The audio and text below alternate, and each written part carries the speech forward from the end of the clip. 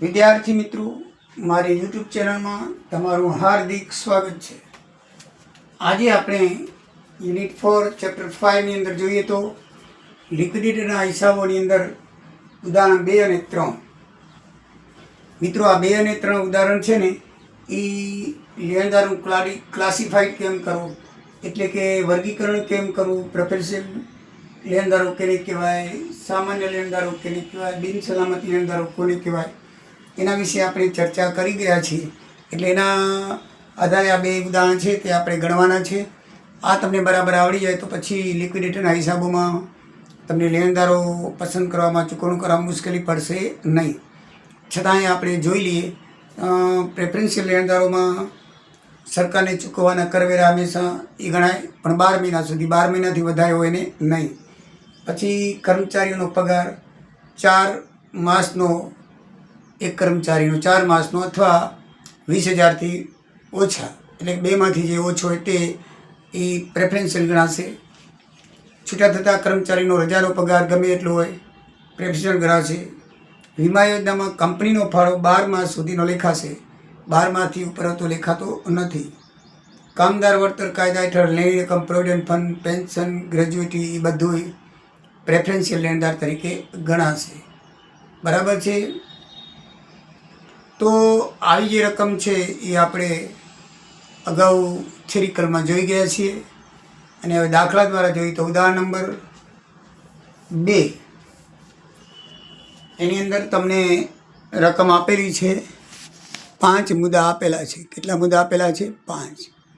એ 5 મુદ્દા ઉપરથી તમારે કયા લેણદારો પ્રેફરન્શિયલ છે એટલે પસંદગીના છે, અને કયા લેણદારો બિન સલામત છે. પ્રેફરન્શિયલ એટલે કે પસંદગીના લેણદારો.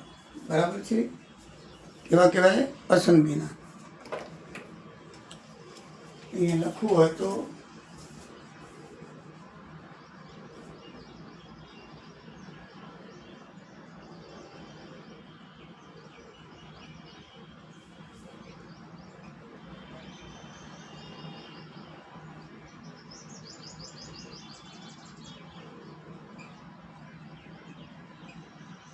આ લેણદારો. બરાબર છે. પ્રેફરન્શિયલ કયો અથવા તો પસંદગીના કયો એક જ છે. એ કેને કેને કહેવાય આપણે જોઈ ગયા. અને હવે એક તમે વાંચતા જઈએ તો જોઈએ તો પહેલો મુદ્દો છે 2022, 23, 24, 25 અને 25-26ના આવકવેરા બાકી છે.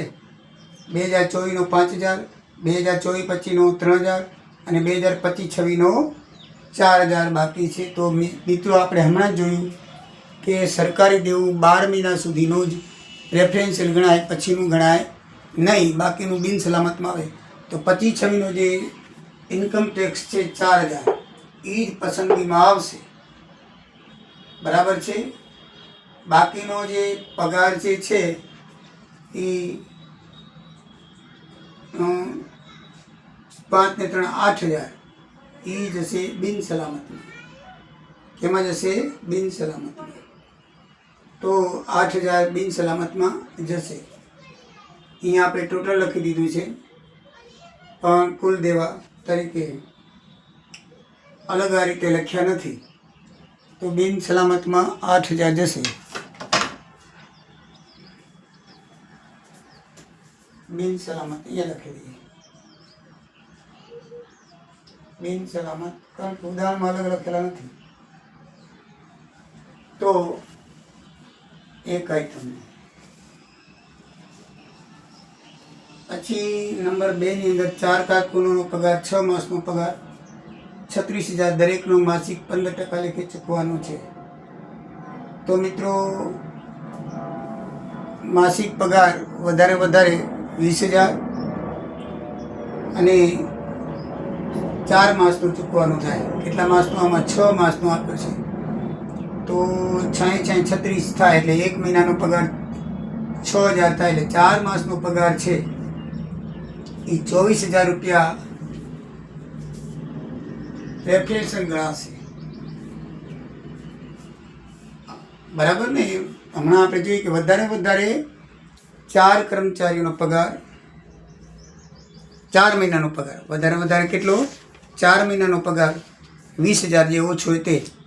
તો આમાં 6 માસનો પગાર છે 36,000, 1 મહિનાનો 6 થયો તો 4 કર્મચારી બાકી છે એટલે 24,000 રૂપિયા અહીંયા પસંદગીનો આવશે. બાકીના 12,000 રૂપિયા બિન સલામતમાં આવશે. બાકીના 12,000 શેનામાં આવશે? બિન સલામતમાં આવશે. પછી મિત્રો મેનેજિંગ ડિરેક્ટરનો પગાર, એ કંપનીનો ઓફિસર છે એટલે હંમેશા બિન સલામતમાં આવે. મેનેજિંગ ડિરેક્ટરનો પગાર એ ધ્યાનમાં રાખવાનો. મેનેજિંગ ડિરેક્ટરનો પગાર કેટલો આપ્યો છે? 10,000 રૂપિયા. આ મેનેજિંગ ડિરેક્ટર પગાર. આમાં ધ્યાનમાં રાખવાનું કે કર્મચારી કે કામદાર લખેલા હોય એનો પગાર પ્રેફરન્શિયલ છે, પણ સાહેબોનો ઓફિસરોનો પગાર પ્રેફરન્શિયલ નથી. મેનેજિંગ ડિરેક્ટર એ કંપનીનો ઓફિસરમાં અધિકારી છે એટલે એનો પગાર પ્રેફરન્શિયલમાં નહીં આવે, એ હંમેશા બિન સલામતમાં આવશે. એ બરાબર તમારે ધ્યાનમાં રાખવાનું. પછી ચોથી આઈટમ છે બે કર્મચારીઓના પ્રોવિડન્ટ ફંડના 10 વર્ષના રૂપિયા 10,000 ચૂકવવાના છે. તો મિત્રો provident fund, gratuity fund, pension બધું ગમે એટલું હોય પ્રેફરન્શિયલ ગણાય. એટલે 10,000 શું થશે? પ્રેફરન્શિયલ ગણાશે. પછી 5મી આઈટમ છે કંપનીના એક ડિરેક્ટરે કેટલાક કર્મચારીઓને છેલ્લા 2 માસનો પગાર ચૂકવવા કંપનીને 3,000 એડવાન્સ આપ્યા. કર્મચારીઓને પગાર ચૂકવવા માટે કોઈ પણ વ્યક્તિ કંપનીને પૈસા આપે તો એ હંમેશા પ્રેફરન્શિયલ ગણાય. કર્મચારીઓના પગાર માટે આપેલા હોવા જોઈએ, બાકી માટે નહીં. તો એ પણ હંમેશા પ્રેફરન્શિયલ ગણાશે. કેટલા થશે? પ્રેફરન્શિયલ ગણાશે.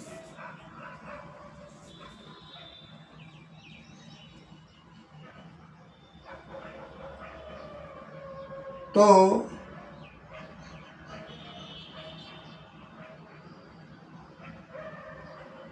આપણે બિન સલામતોની ગણતરી કરીએ તો કુલ દેવા આપણને રકમમાં આપેલા છે 1,60,000 ઉપર વાંચો.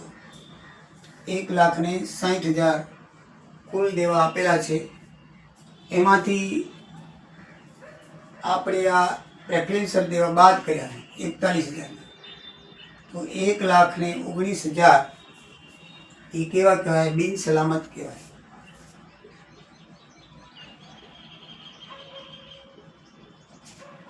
એટલે આમાં રકમ આપી દીધેલી છે બિન સલામતની, એટલે શું ટોટલ, એટલે આપણે એ કરવાની જરૂર નથી. આ ઉદાહરણની અંદર શું છે? કુલ દેવા આપી દીધેલા છે. એમ કીધેલું છે કે કુલ દેવા 1,60,000 છે. તો તમારે પસંદગીના લેણદારો ગણવાના છે. તો પસંદગીના લેણદારો કોને કહેવાય? આપણે જોયું 41,000 આવે. કુલ દેવામાંથી પસંદગીના લેણદારો બાદ કરો એટલે બિન સલામત લેણદારો આવે. આ સૂચના મેં તમને કહી દીધેલી છે. બરાબર છે. દાખલા નંબર 2ની અંદર તમને 9 આઈટમ આપેલી છે. બરાબર છે. તો 9 આઈટમ કેને પસંદગી કહેવાય ને કેને બિન સલામત કહેવાય એમ કોષ્ટક કરીને આપેલું છે. એટલે આપણે બરાબર વિગતે જોઈશું જેથી તમને બરાબર ખ્યાલ આવે.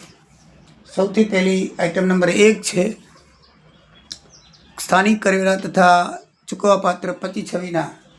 તો 25/6ના એટલે ચાલુ વર્ષના છે, માટે પસંદગીના કહેવાશે 12 મહિનાની અંદરના. એટલે કુલ લેણદારો 2600. નંબર 2 ધંધાના લેણદારો. એટલે ધંધાના લેણદારો છે હંમેશા બિન સલામત કહેવાય, કારણ કે પ્રકાર આપણને આપ્યો નથી એટલે બિન સલામત લખી દેવાના 25,750. મેનેજિંગ ડિરેક્ટરનો પગાર એ ગમે એટલા મહિનાનો હોય એ હંમેશા બિન સલામત જ કહેવાય. આપણે જોયું કર્મચારીઓ તો ઠીક છે, મેનેજિંગ ડિરેક્ટર એક કંપનીનો ઓફિસર માણસ છે ને ઓફિસરનું માણસનું હંમેશા પસંદગીના લેણદારોમાં આવે નહીં. પછી 5 કારકુનનો પગાર ચોથી આઈટમ આપેલી છે. 5 કારકુનનો પગાર બરાબર છે, તો એ પસંદગીમાં આવશે. એટલે 3 માસનો પગાર છે 15 લેખે, એટલે 15 તેરી 45, 1નો થયો તો 45 × 5 22,500, 22,500 એના આવશે. એક કર્મચારીની લિમિટ 20,000ની છે. તમને એમ થાય કે 22,500 કેમ આવ્યા? તો 3 મહિનાનો પગાર માસિક રૂપિયા 1500 લેખે 3 મહિનાનો બાકી છે એટલે એક કર્મચારીનો 4500 થાય, 20,000ની અંદર છે તો 5 કારકુનનો કેટલો થાય? 22,500. એ પસંદગીના લેણદારો આવશે, કુલ 22,500. પછી લખ્યું છે પ્રોવિડન્ટ ફંડની રકમ, તો એ પૂરેપૂરી પસંદગીમાં જ આવશે. ગ્રેજ્યુટી પેન્શન બધું એમાં જ આવે. કામદારનું કોઈ પણ હોય બધું એક 20,000ની લિમિટ પગારમાં છે, બાકી ગમે તે હોય બધું પ્રેફરન્શિયલ જ ગણાશે, ધ્યાનમાં રાખવાનું, મેનેજિંગ ડિરેક્ટર નહીં. પછી કામદારોની વીમા યોજનાઓ હેઠળ 25-26નું છે એટલે લખવામાં આવશે. જો વધારાનું હોય તો ન આવે, એ બિન સલામતમાં આવે. વીમા યોજના કામદારની હોય છે તો કામદારના સમૂહમાં કામદારોનો વીમો કંપની સમૂહમાં ઉતરાવતી હોય છે, બધા કામદારનો ભેગો, બરાબર છે. તો એનું પ્રીમિયમ 12 મહિના સુધી પ્રેફરન્શિયલ ગણાય, બાકી બિન સલામત ગણાય. તો આપણને 25-26નું આપ્યું છે તો પ્રેફરન્શિયલ ગણાશે. છૂટા કરેલા કર્મચારી રજાનો પગાર છે ગમે એટલો હોય એ પ્રેફરન્શિયલ જ ગણાશે, બરાબર છે. જીએસટીની અંદર તમે જુઓ 12 મહિનાનું હોય એ જ આપણે જીએસટી છે